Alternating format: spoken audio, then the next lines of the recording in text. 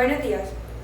En el día de hoy, nuestro grupo, que está conformado por Ángel García, Marilyn Arroyo, Jesús Salazar, Guillermo Morales, Rafael Durango y mi persona, Alicia Watts, les venimos a hablar sobre la lengua, el cultismo, el sociolecto, topolecto e el idiolecto, en donde le hablaremos un poco a qué hace referencia a cada uno de estos términos y les daremos algunos ejemplos.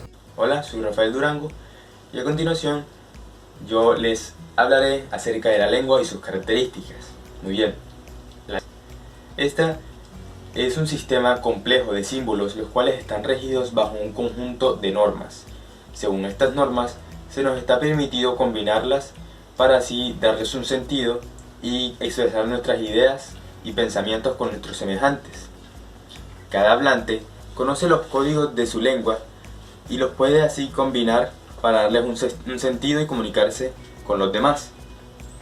Cabe resaltar que la lengua es producto de una convención social, es herencia cultural y es por esto que una persona puede aprender a hablar cualquier lengua.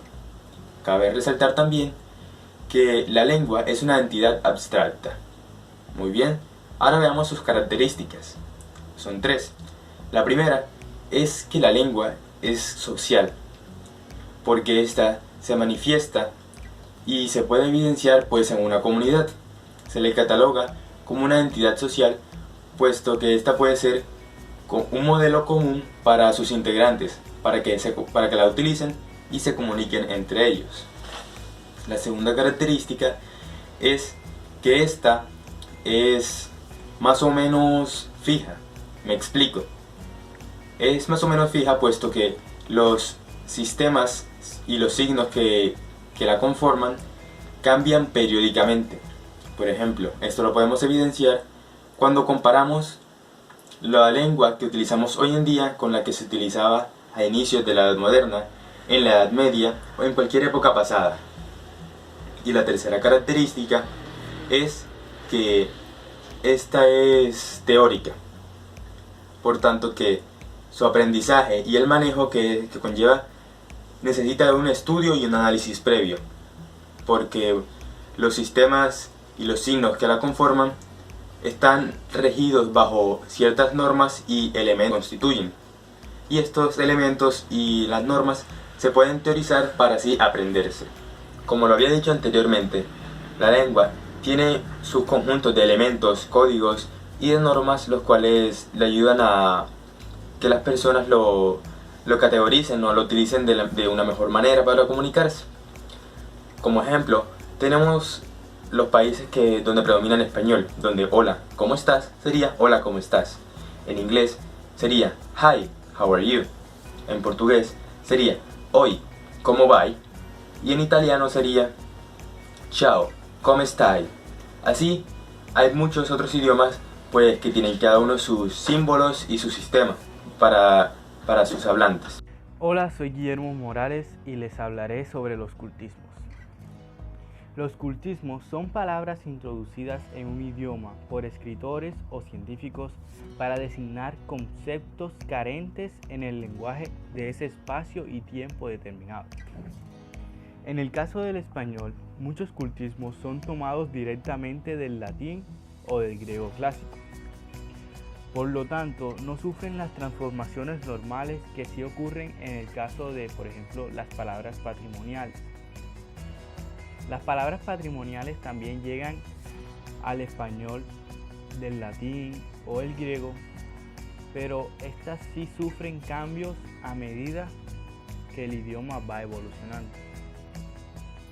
Entre las características de los cultismos encontramos: primero, los podemos reconocer gracias a que provienen de una lengua clásica y pasa directamente a una lengua moderna, sin pasar por las transformaciones fonéticas normales y habituales, y por tanto apenas tendrán un cambio respecto a su origen.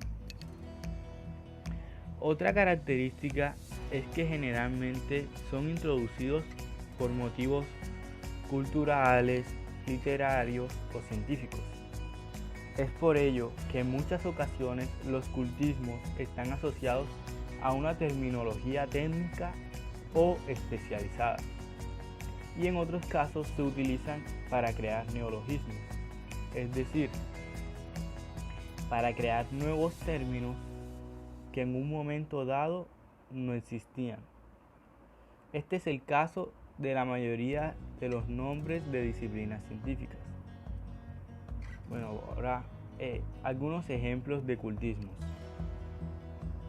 Pues la palabra fábrica es un caso curioso, ya que esta palabra proviene del latín, pero a su vez el español ya contaba con la palabra fragua, que vendría siendo la evolución directa de fábrica.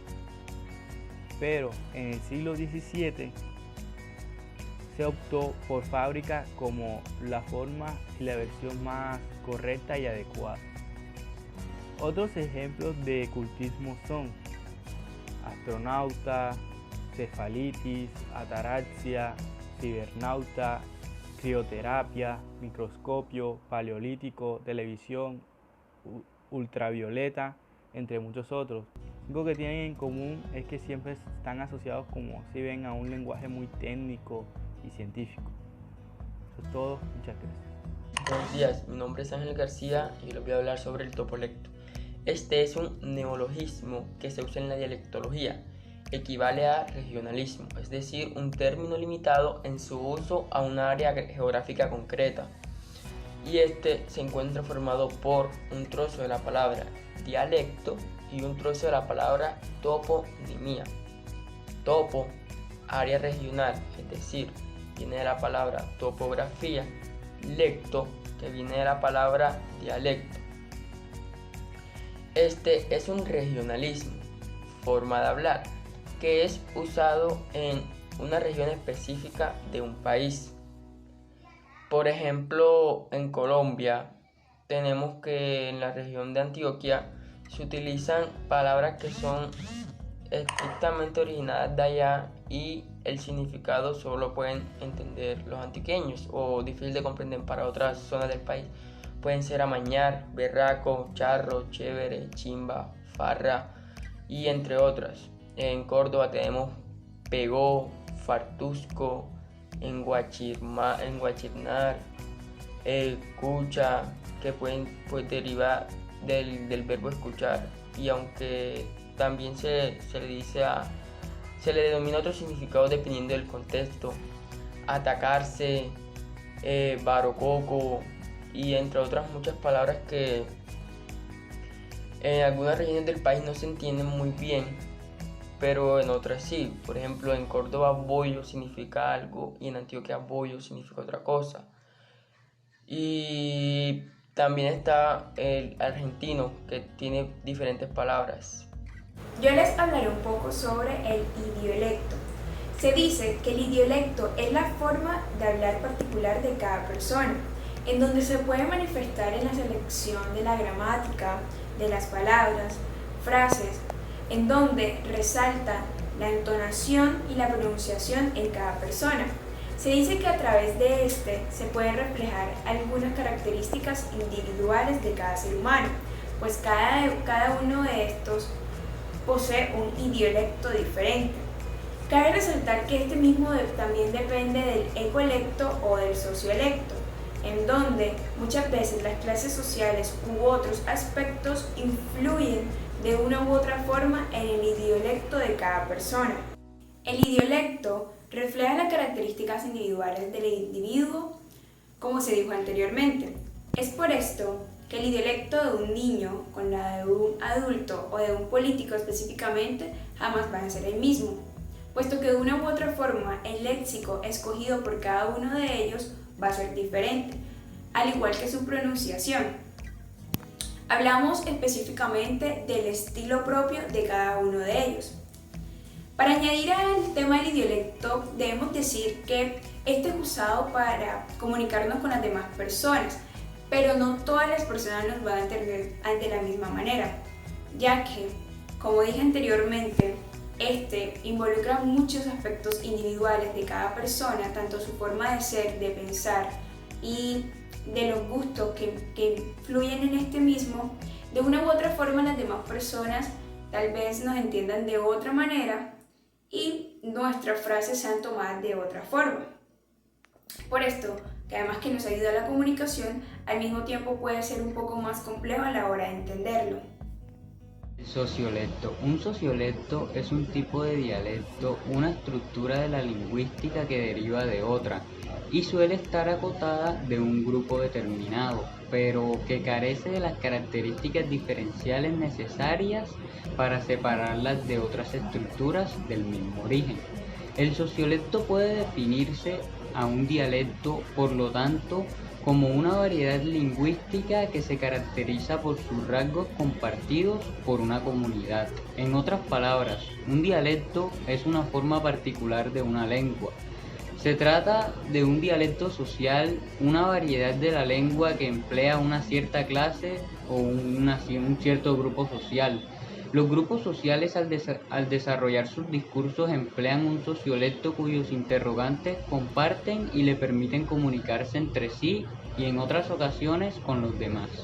Teniendo en cuenta lo que es un sociolecto, un ejemplo de estos podría ser como ¿qué más, parcero?, que significa como ¿cómo vas?, ¿qué me cuentas? También tenemos como cuando decimos plata, que significa dinero. Cuando decimos nos vamos de shopping, que significa nos vamos de compras, etc.